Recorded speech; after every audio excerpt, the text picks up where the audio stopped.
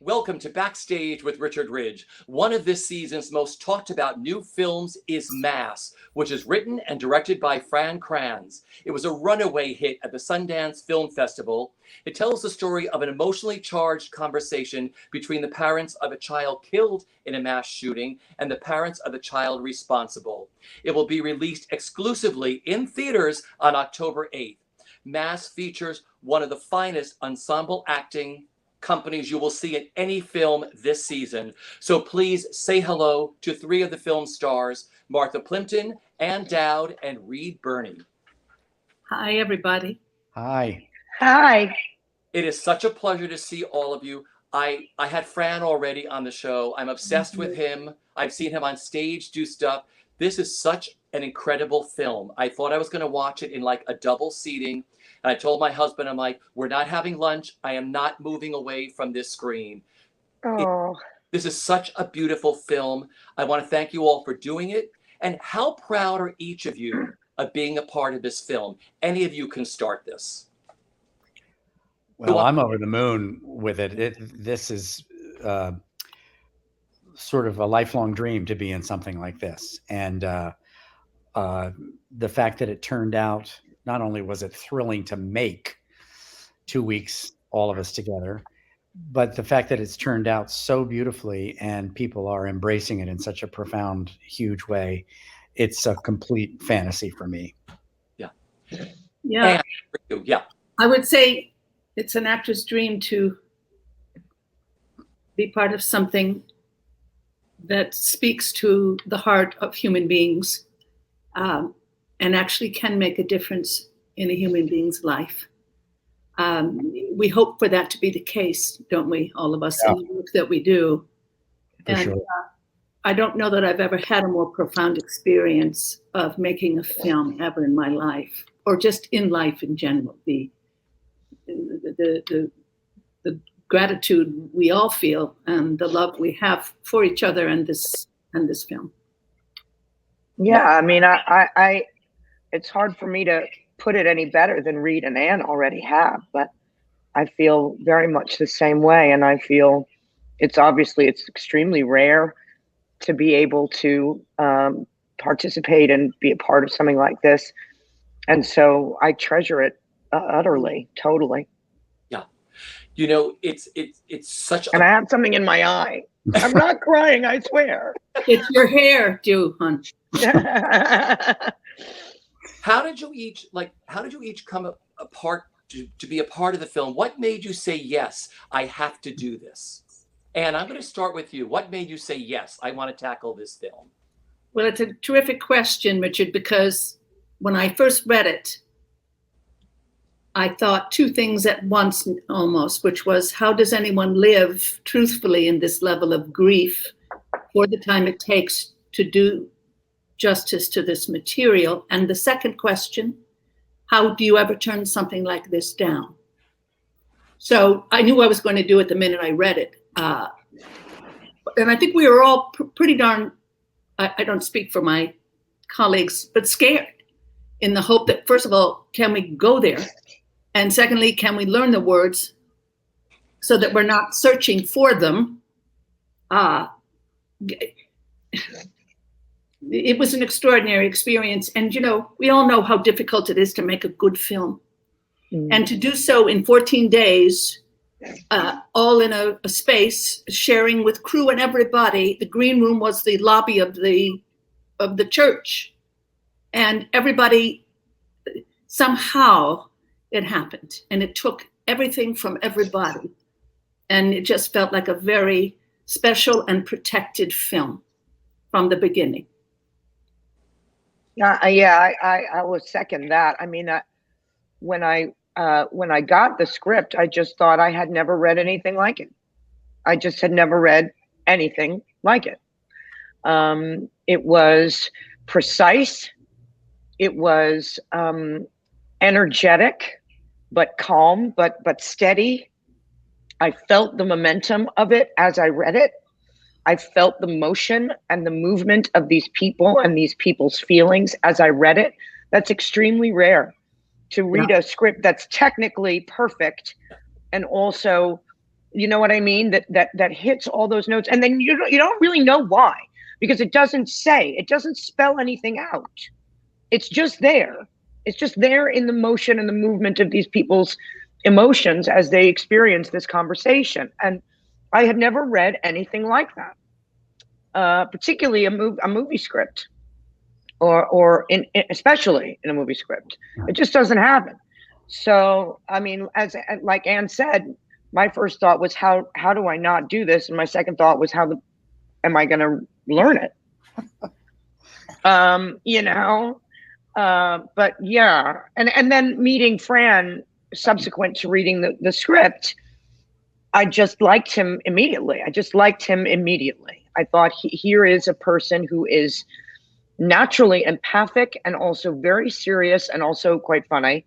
But who really seems to know exactly what he's doing.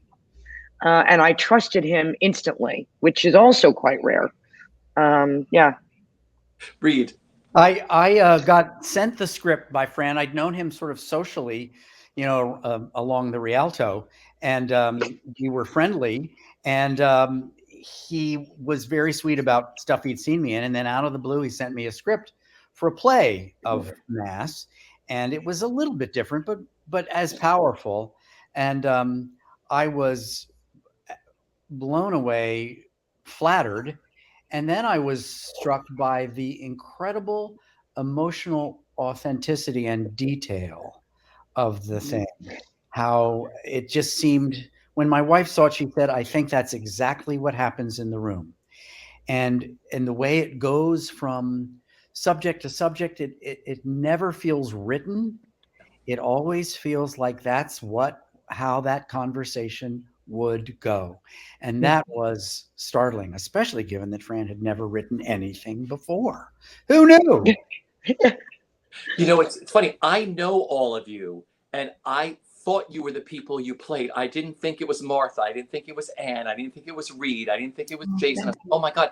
And you feel, what I love about Fran's script is it's, what's on the page is really not what this film is about. What you think this story is about, it is about so much more. I mean, would you all agree on that? Yeah, absolutely. Absolutely. And also the fact that he's an actor, so he knew exactly what we were dropping into, and held us in that space, which is huge. Huge. And he's a really good actor too. Yeah, he's a dog. A really good actor. You had 3 days of rehearsal in New York, he told me. This is crazy. I mean, here you're. Did we even have 3? I thought it was like 2.5. It was like 2.5. Listen, 2.5 is like, I was like, he's like, Richard, I have to tell you, we had this little time in New York City in a rehearsal studio. Then they went off, and then we flew to Idaho. And I was like, wow. I mean, just because you didn't really read the script through a lot during those rehearsals. You actually talked a lot during the process. Table work. We did a lot of table work. Yeah. It was supposed to be a read-through. It was no such thing, thank God. And we all learned our personalities pretty quickly. Pretty fast. Yeah. But Richard, it wasn't hard to learn the lines, really, especially given how, dense the language is, because it's so well written. And it made such sense emotionally that, we had to drill stuff, but you would have thought it would have been a whole lot harder. It's true. I mean, we gather in each other's, hotel rooms and, work through or talk through or read through the scenes as best we could, and do our a little rehearsal, just like line rehearsal. But it, and questions, and the night before Martha filmed her big breakdown, which I think was 2 days, wasn't it, Martha? Was it 2 days? Yeah. We got together to run lines with her, and as we left that night, I thought, she doesn't know a single one of these lines, and she was word perfect the next day, and for hours on end. It was an astonishing acrobatic feat. It was like that for all of us, though. But as Reed says, I think the dialogue was just really. It was really. I mean, dialogue. What a strange word to even use in relation to this script. The language, the talk, the discussion. It was all so well done that it just flowed. It just flowed. I don't know. I mean, I hate to make it sound so oogly boogly, but it just kind of happened. It just kind of flowed. Yeah. And there was no temptation to improvise. No, none. Sometimes you think, okay, got to shift this because it doesn't come out of anybody's mouth for real. Right. And that's why it was so important to know the text. And it wasn't fluid in that regard for me, though I admire Martha's description there tremendously. I was scared to death about that because the emotional shifts leave you kind of in another world. You think, okay, and now what? But just finding a way to connect it as the day proceeded. And Fran made it a manageable schedule.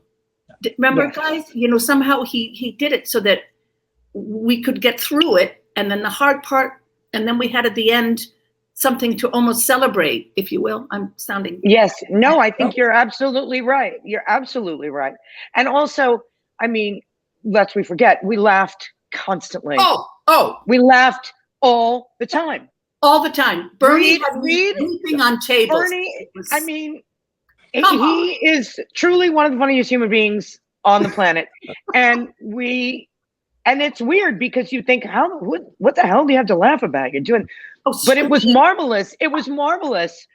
It was a release, Yeah. And then we go back to work and also and you've got fit right in. 4 actors in Fran who are all from the theater and know, what they're doing. So for me, it was exactly the project I became an actor to do. Yeah.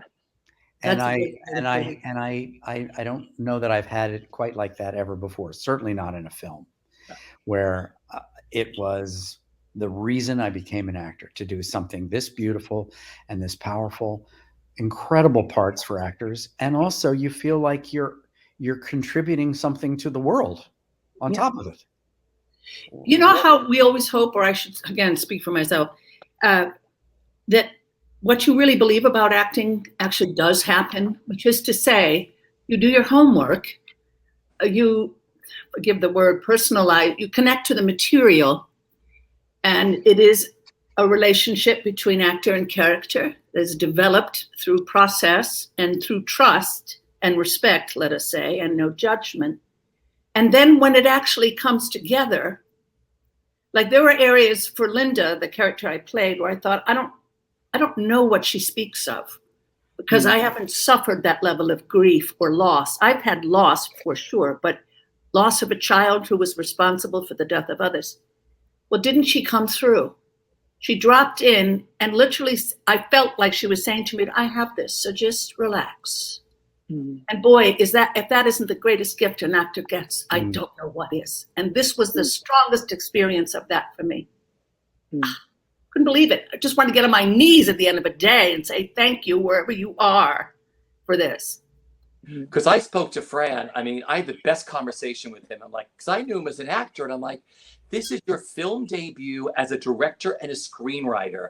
I mean, his writing just, like you said, falls off your tongue. It's like he wrote these roles for each of you. I mean, it was so incredible to watch. I want to go back. Tell me what it was like working with him on the set, because like you said, we started to talk a little bit about this. You had 14 really intense days. I mean, he's such a wonderful director and screenwriter. What was it like having him in the room and him being an actor originally?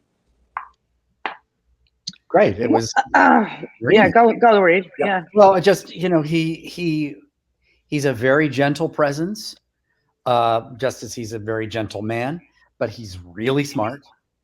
And I think we all wanted very much to please him, to give him what he wanted. And sometimes maybe some of us didn't feel like he was saying enough to us.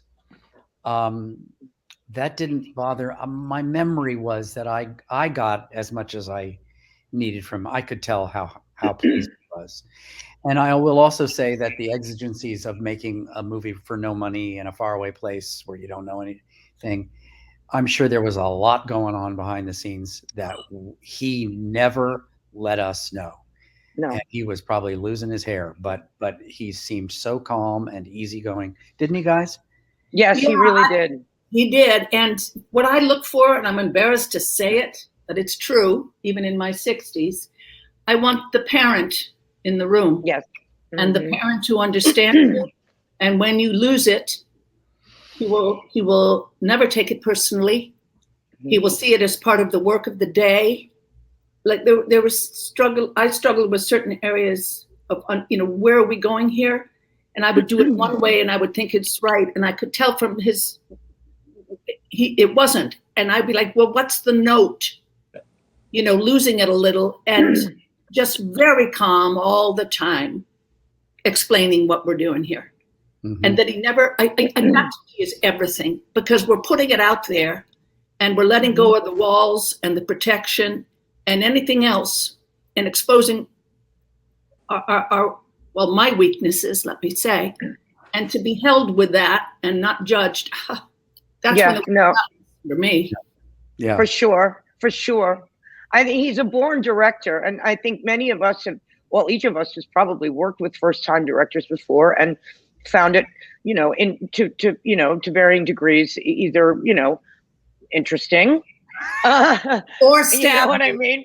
That. Yeah, or whatever, but challenging. But he's a born director, and very often, sometimes when a person is directing their own material as well, they can, something they've written, they can be quite rigid. Yeah. And he wasn't at all. He wasn't at all rigid. Right. And if something truly, if something didn't, in the rare occurrence where something didn't somehow fall trippingly off the tongue, he did change it, and he did make cuts, and he wasn't precious about it at all. And he had every right to be. Yeah. So, I'm extremely grateful as well for that. Yeah. Beautiful. It's such an emotional story. Is there a memorable day on the set you'd share with our audience here at BroadwayWorld? Because we have so many filmmakers and actors who are going to watch this film and be blown away by the performances, the story, the unraveling of this story. You think it goes one way, and then you're like, oh my gosh, it's this. And then all these characters have an epiphany in this. And it's like, and you get the final epiphany like right at the very, very end of the movie. So is there a memorable day for each of you that happened on the set that you'd share with us? I'm trying to think of one specific thing, but for me, in a strange way, well, because we had so little time to do everything, I think in a way that was, obviously challenging, but in a way it was actually wonderful. But to me, it's sort of all compacted into one sort of experience, So, I won't say every day was like the other, but in a way they kind of were, because we were all sort of in this place together in a kind of bubble, of our own, So the whole thing is kind of, I don't have one day or one moment or one thing of it's the whole experience really for me. I couldn't tell you the day that Reed made that one joke that I almost, spit out my coffee, or do you know what I mean? You know what I mean? I couldn't tell you if it was day 4 or day 9, Yeah. But I agree, Martha. Yeah. I did something on the last day, which, the cast was so, what is the word? The two of the people here and the director and Jason, instead of saying, okay, none, go back to your room, which could have happened. I couldn't leave that film without some kind of coming together and acknowledging through, I don't know. And so there was a song that kept speaking to me. So we sat around and they very generously listened. And to me, it was the only way to leave that experience with some sort of blessing. And by that, I don't mean religious, though one could, surely. It just, I never had such a thing. What was the song, Annie? Oh, see now? Were you even listening, Bernie? I don't remember. I don't remember my sister's names. And my brother. So, I'll find it, Bernie. Thanks for doing that. But it was really, really lovely. It was a sort of sad song. I remember. What was the name, Bernie? I remember it was a sad. It wasn't my song. It was your song. I just listened. See, he drove us mad. I'm joking. This is what it was. The two of them. They were like, they were like a Catskills act. We were, as Martha said, in a bubble in this beautiful moonscape of Idaho. and we would work intensely all day, and then we'd go out to dinner and have so many more Giant steaks and cocktails. And then a couple of nights we went bowling at the Sun Yeah. Valley Lodge. we Oh, went and bowling how on my about this birthday. Yeah, Plimpton being an expert flipping bowler, and and Jason too. And fierce then making competitor. sure we had Yeah. lessons. Martha making me learn how to stand there and blah. And I was like, let me just get through this without throwing the ball across a room wrong direction. Just So it really was all, we didn't have our families with us. There was nothing to do but hang out with each other. And so it became one day in a funny way. yeah. And Well, Reed, remember? Sorry, Richard. No, go. This will be the end for me. I don't know what brought this up, but Reed, I just wanted to hide anything I could hide of his. And Yes. see if he would remember. And in the beginning, I'd watch him. Wait a minute, what? And then after a while, all he would do, I'd take his phone and I'd be keeping a totally straight face and going about my business. And he'd come over, give it to me. Give it to me. After every take, she took my phone, But I it took never other got things. old. I forget what they were, and he just give it to me. And You of know, course, child Reed would get back at her by pushing her just He randomly, would shove me, coming over and shoving her. and Yeah. all it would take is one hand on me. I tried it with my family. I really did, because I said, I don't know why this is so hysterically funny, but every time I did this, I would collapse with laughter. And I did it. They all looked at me like, what? I said, oh, no. Lost your mind. It has to be Reed's hand on you. I can't mimic that. Listen, we are out of time. I could keep you forever. Like I said, I have had such an incredible time with this film. Thank you. It's the best ensemble acting I have seen, and I've been going to movies since I've been 8 years old. Like I said, it's phenomenal. Reed, I've known you forever. Martha, I've known you. And this has been a real treat to have you here For today. me as well. Thank you. Thank you. And the film is called Mass. It is directed and written by first-time screenwriter and director Fran Kranz. It will open in theaters exclusively on October 8th, and then streaming platforms and everything else. Good to see all of you. I hope to see Thanks, you all Richard. very soon. Thank you. Take care, everyone. Be good. You too. Bye-bye. How many people are coming? There'll be 4 of them. Richard, Linda, this is Jay and Gail Perry. Thank you for agreeing to meet us. You're welcome. I'm gonna leave you alone. Let me know if you need anything.